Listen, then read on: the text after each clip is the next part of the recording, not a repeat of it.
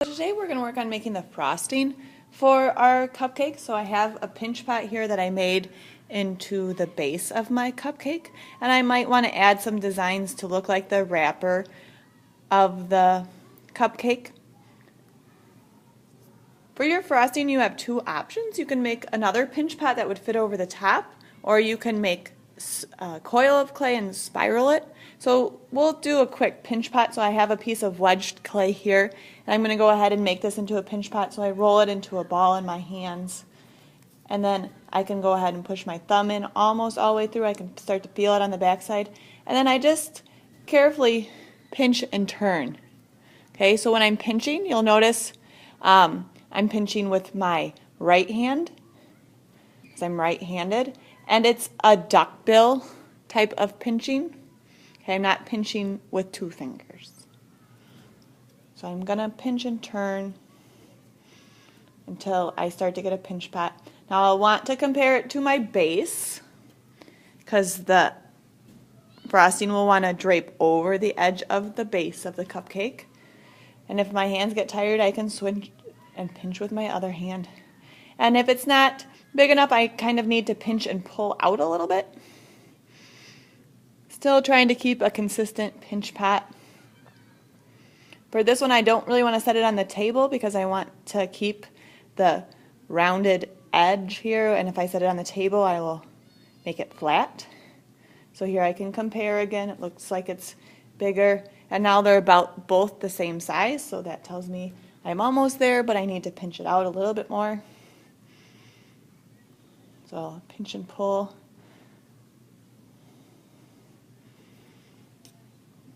And now that's pretty good. That could look like the frosting draping over a cupcake.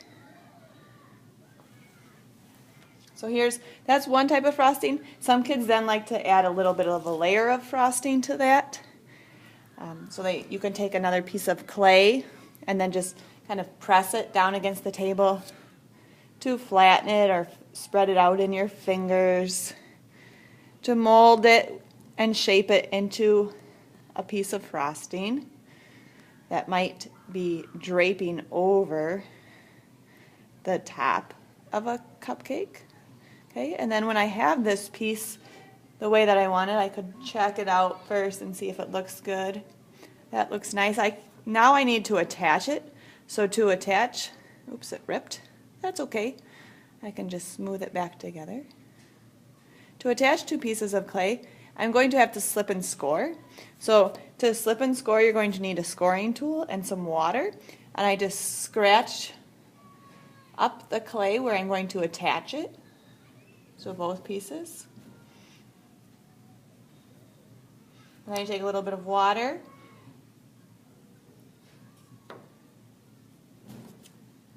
And then I can push this down and then smooth out those cracks so that it's nice and smooth frosting.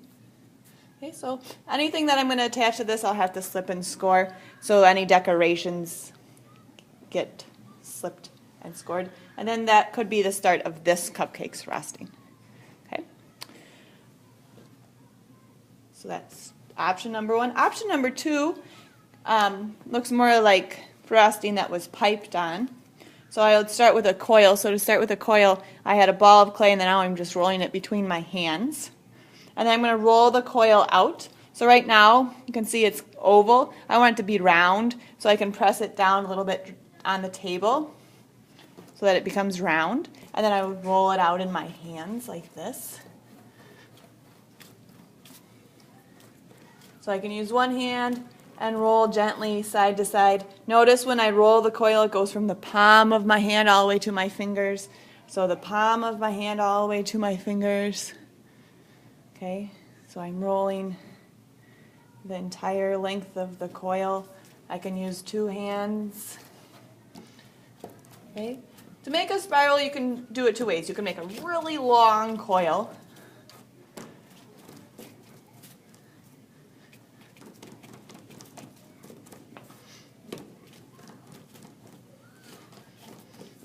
Like this, and then I can take my base of the cupcake and I can start to spiral this. So notice I'm wanting it to overlap a little bit.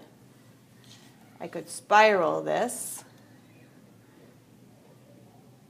all the way up like frosting. And then if I run out, that's okay. I could roll another coil and continue my spiral till it stopped. Or I could make it with circles. So I could take and put this first circle of clay on like that. Okay. And then I can build a second circle of clay around like that. And then I could continue to go with the next one. So you notice that they're stepping in. So it's not right on top of it, but getting that staggered or staircase type of layering. And if I want to attach these two, I can take them off, and I would have to do that slip and score. So I'd have to score both surfaces where they're going to attach.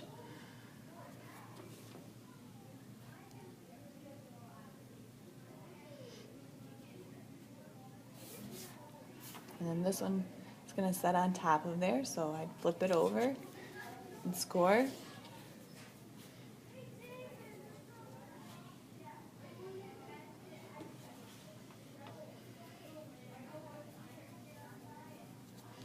And then I can take my water and put just a little bit on. Slipping and scoring is very important. It acts like the glue for clay.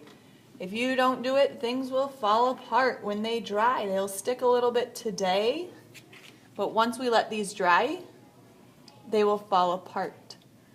And we don't want your frosting to fall apart or your decorations to fall apart. So then I could start stacking my frosting like that. Now I'd want to come back and smooth out my score marks a little bit so I don't see them. But I could stack layers of frosting on there to make lots of rings. Okay, so that's how you make frosting. Two methods. One is a pinch pot, and then one is stacked coils or one really long coil wrapped up.